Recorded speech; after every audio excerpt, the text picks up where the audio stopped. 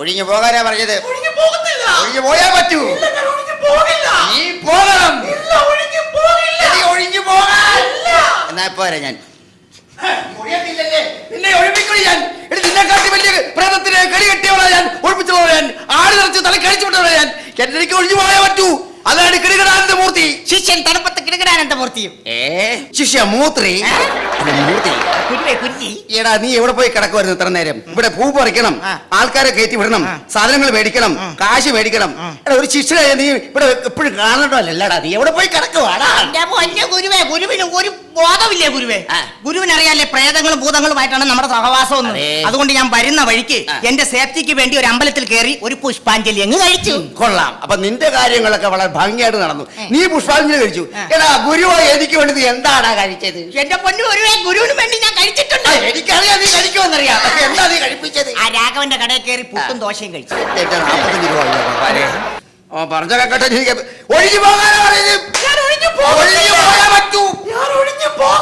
ഞാനിപ്പോ വരാം, ഇപ്പൊ വരാം. അതേ നിന്റെ മുഖത്തിന് ഒരു പാട് കാണുന്നേ. അയ്യോ ഗുരുജി, പറയാൻ മറന്നുപോയി. ഞാൻ വരുന്ന വഴിക്ക് ഒരു പൂ മണത്തിന് നാട്ടുകാരെടുത്തിട്ട് തല്ലിയവാ. ദൈവമേ, ഒരു പൂ മണത്തിന് നാട്ടുകാർ തല്ലിയോ? എന്ത് ക്രൂരമാണ് നാട്ടുകാരെ. എന്റെ ശിക്ഷയെ തൊട്ട ഇവരെയൊക്കെ ഞാൻ ശമിക്കുകയാണ്. ഇവരെയൊക്കെ ഒരു മിനിറ്റ് നാട്ടുകാരെ, എന്റെ ശിക്ഷനെ കൊല്ലുമോ ഞാൻ? ശമിക്കും ഞാൻ. അവരെന്തിനു ശമിക്കുന്നത്? ശമിക്കണം. ഞാനൊരു പെണ്ണിന്റെ തലമുടി ഇരുന്ന പൂ മണത്തേനാണ് നാട്ടുകാരെടുത്തിട്ട് തല്ലിയത്. ദൈവമേ, നാട്ടുകാരെ ഞാൻ വെറുതെ പറഞ്ഞാൽ ഒന്നും ചെയ്യരുത്. ഒഴിഞ്ഞു പോകാനാ പറഞ്ഞത്. ഒഴിഞ്ഞു പോയാ പറ്റൂ. ഞാൻ ഒഴിയത്തില്ല. എന്നാ ഇപ്പൊ വരാം. അതേ എടാ എനിക്ക് പുറത്തോട്ടിറങ്ങാൻ ഭയങ്കര ഒരു പേടി പോലെ. ഭയങ്കര ആൾക്കൂട്ടം പുറത്ത്. അയ്യോ, പുറത്ത് ഭയങ്കര ചെറുപ്പക്കാരുടെ തിക്കും തിരക്കുമല്ലയോ? അല്ല ഞാൻ ചെയ്ത വല്ല പൂജ വല്ല മുടങ്ങിയിട്ട് വല്ലൊരു വന്നാണോടാ നീ? അയ്യോ, പറയാൻ മറന്നുപോയി. എന്താണ്? അതെ, എന്റെ കയ്യിൽ നിന്ന് പറ്റിയൊരു കുഞ്ഞ കയ്യപത്രമാ. ഞാനുണ്ടല്ലോ പത്രത്തിലൊരു പരസ്യം കൊടുത്തു, പ്രേതബാധ ഒഴിപ്പിക്കുമെന്ന്. അത് ഞാൻ പറഞ്ഞിട്ടില്ല കൊടുത്തത്. അച്ചടിച്ച് വന്നപ്പോഴേ തെറ്റിപ്പോയി, പ്രേമബാധ ഒഴിപ്പിക്കുമെന്നായി. പിള്ളേരാണ് വന്നിരിക്കുന്നത്. അതിനാ എടാ ഉള്ള കേരളത്തിലെ മുഴുവൻ കോളേജിലെ പിള്ളേരുണ്ടല്ലോ അവിടെ. നമുക്ക് ഒഴിപ്പിക്കാം. നിനക്കറിയാമല്ലോ എനിക്കൊരു നിലയും വില ഉള്ളതാണ്. പിന്നെ എനിക്കൊരു വലിയൊരു വെയിറ്റ് ഉള്ളതാണ്. ഇവിടുത്തെ അറിയപ്പെടുന്ന ഒരു ഗുരുവാണ് ഞാൻ. ഗുരു അറിയാവോ? അറിയപ്പെടുന്ന ഗുരുവൊക്കെ ശരി തന്നെ. അങ്ങനെ കാണുന്ന തന്നെ ഇപ്പൊ നാട്ടുകാർക്ക് ഒരു ഗുരുവാണ്. ഇപ്പൊ വരാം. ശിഷ്യ മൂത്രി ശലമൂർത്തി. എടാ വായി നോക്കി നിൽക്കാതെ ആരെങ്കിലും ഉണ്ട് വിളിച്ചോണ്ട് വാടായിക്കോട്ട്. വിളിക്കാം. Next test number 301 3001 on the മന്ത്രവാദപുരം. ഒഴിഞ്ഞു പോകാനാ പറഞ്ഞത്. താനോടെ പോവാ? അല്ല, ഒഴിഞ്ഞു പോകാൻ പറഞ്ഞു. അയ്യോ, തന്നോടല്ലേ പറഞ്ഞത്. ഇവിടെ വേറെ ഒഴിപ്പിച്ച് നടന്നോണ്ടിരിക്കും, ഒഴിപ്പിക്കൽ നടന്നോണ്ടിരിക്കുകയാണ് ഇവിടെ. അല്ല, വന്നതിന് ഉദ്ദേശം മനസ്സിലായില്ല. എന്താണ് കാര്യം? സ്വാമി അപകടാനന്ദ മൂത്രി അപ്പൊ സ്വാമിയാണ് ആ സ്വാമി. ആ സ്വാമിയോ? അല്ല, സ്വാമിയാണ് ആ സ്വാമി എന്ന് പറയുന്നുണ്ടോ? സ്വാമി അല്ലേ ഈ സ്വാമി? അതെ, ആ സ്വാമിയാണ്.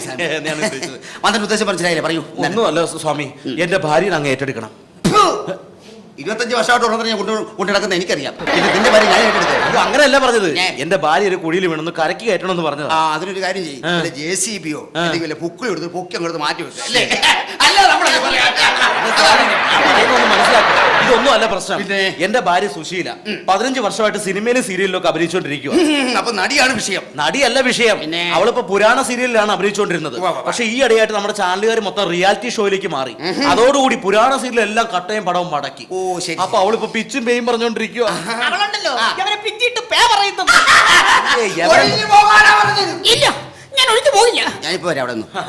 അതല്ല സ്വാമി പ്രശ്നം. അവള് പുരാണ സീരിയലിലാണല്ലോ അഭിനയിച്ചോണ്ടിരുന്നത്. അതുകൊണ്ട് ഓരോ ദിവസം അവൾ ഓരോ പുരാണ കഥാപാത്രങ്ങളാവും. ഒരു ദിവസം ഉർവശിയാകും, ഒരു ദിവസം രംഭയാകും, തിലോത്തമയാകും, മേനകയാകും, ഒരു ദിവസം ശകുന്തളയാകും.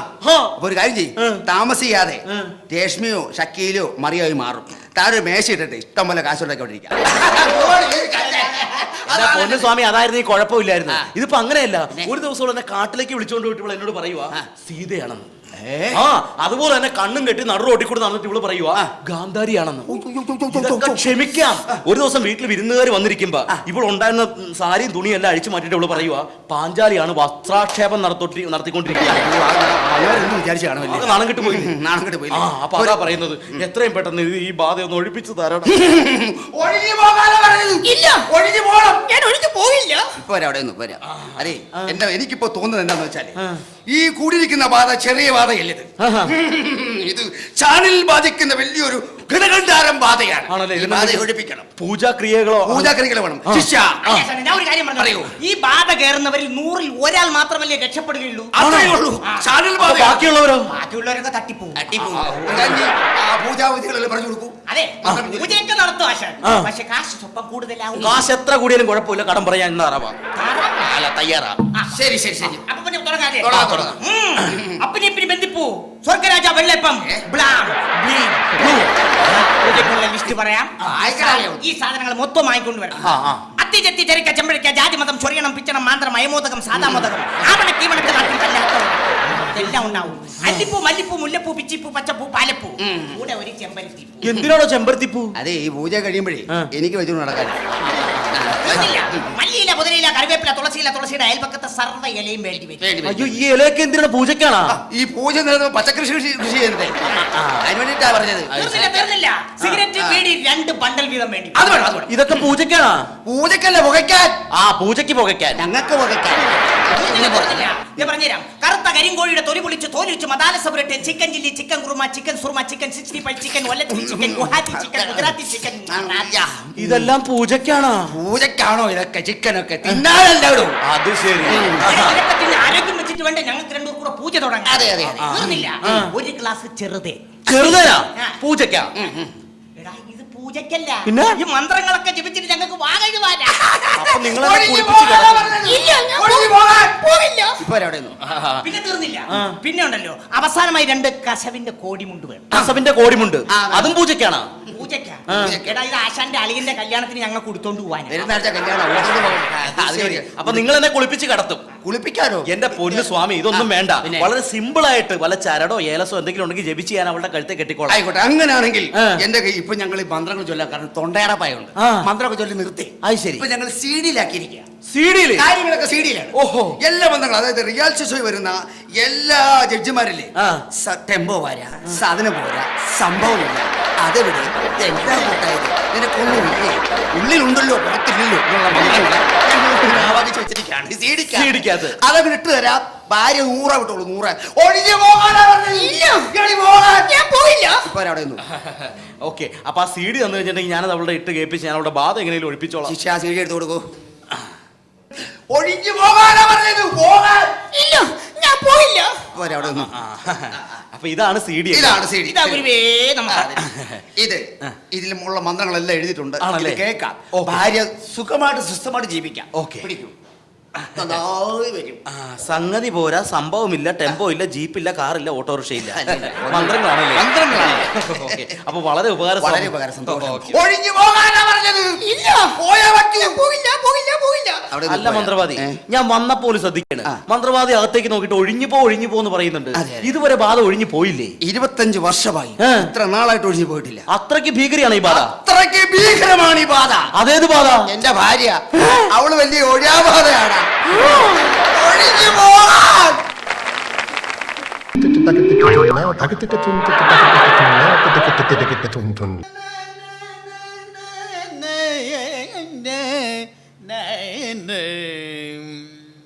ഇവിടെ ആരുമില്ലേ? ഇവിടെ ആരുമില്ലേ? ഇവിടെ ആരുമില്ലേ? ഇവിടെ ആരുമില്ലേ?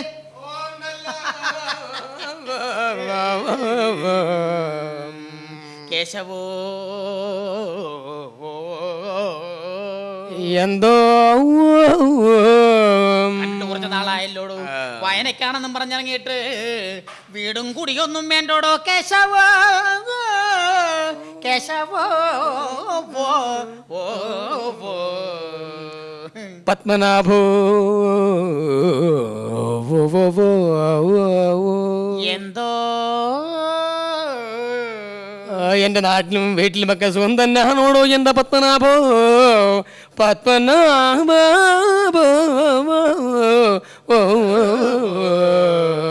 നിന്റെ നാട്ടിലെ വിശേഷങ്ങൾ പറയാനാണ് യുദ്ധം ഞാൻ ഇങ്ങോട്ട് വന്നതൻ കേശവോ. അതിഥം ഉരജയന്റെ പത്മനാഭ. നീ ഓമനിച്ച് വളർത്തിയിരുന്ന നിന്റെ ഒരു നന്ദിനി പശു ഉണ്ടല്ലോ, ആ, നന്ദിനി പശു. നിന്റെ നന്ദിനി പശു മരിച്ചുപോയ വിവരം പറയാനാണ് ഇതോ ഞാൻ ഇങ്ങോട്ട് വന്നത് കേശവോ. എന്റെ നന്ദിനി പശു മരിച്ചെന്നോ? ആണോടോ? എന്തുകൊണ്ട് ഈ വിവരം നീ നേരത്തെ എന്നോട് പറഞ്ഞില്ല എന്റെ പത്മനാഭ? കേശവോ, ഓ, അത് നിന്റെ വായനയ്ക്ക് വിഘ്നം വരുത്തണ്ടെന്ന് കരുതിയാണ് കേശവോ. എന്റെ നന്ദിനി പശു എങ്ങനെയാ മരിച്ചതെന്ന്, എന്റെ നന്ദിനി പശു എങ്ങനെയാ മരിച്ചതെന്ന് ഇപ്പൊ എന്നോട് എന്റെ പത്മനാഭ.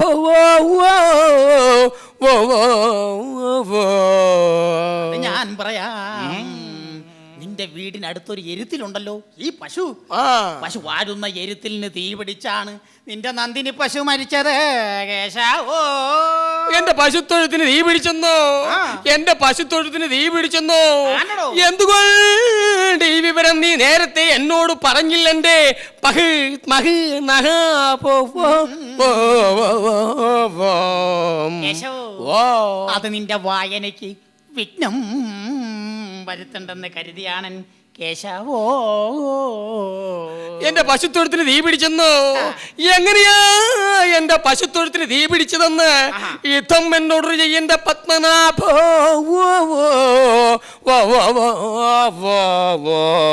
അത് ഞാൻ പറയാം. നിന്റെ വീടുണ്ടല്ലോ, നിന്റെ വീടിന് തീ പിടിച്ചപ്പോൾ ആ തീ പടർന്നാണ് നിന്റെ പശുത്തൊഴുത്തിന് തീ പിടിച്ചത് കേശവോ. എന്റെ വീടിന് തീ പിടിച്ചെന്നോ? എന്റെ വീടിന് തീ പിടിച്ചെന്നോ? എന്തുകൊണ്ട് ഈ വിവരം നീ നേരത്തെ എന്നോട് പറഞ്ഞില്ല എന്റെ പത്മനാഭ? കേശവോ, അത് നിന്റെ വായനയ്ക്ക് വിഘ്നം വരുത്തണ്ടെന്ന് കരുതിയാണ് കേശവോ. എന്റെ വീടിന് എങ്ങനെയാ തീ പിടിച്ചതെന്ന് ഇത്തം എന്നോട് രചിക്കന്റെ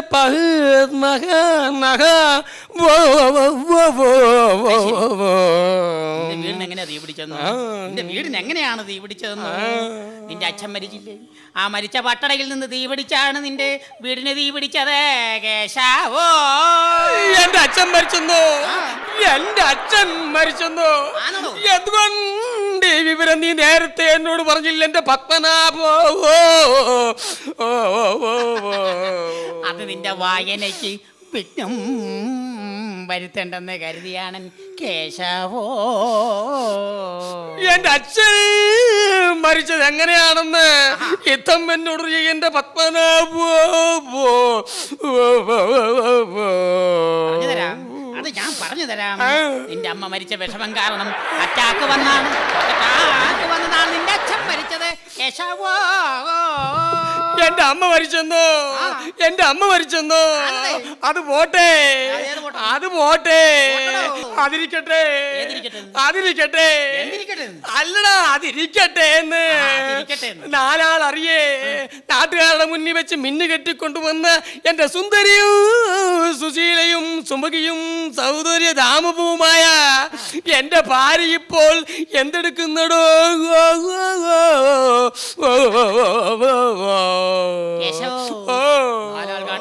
നീ മിന്നു കെട്ടിക്കൊണ്ടുവന്ന നിന്റെ ഭാര്യ, നിന്റെ സഹധർമ്മണി, നിന്റെ ദാശായണി അവളിപ്പോൾ ആഹ്ലാദത്തോടു കൂടി ആമോദത്തോടു കൂടി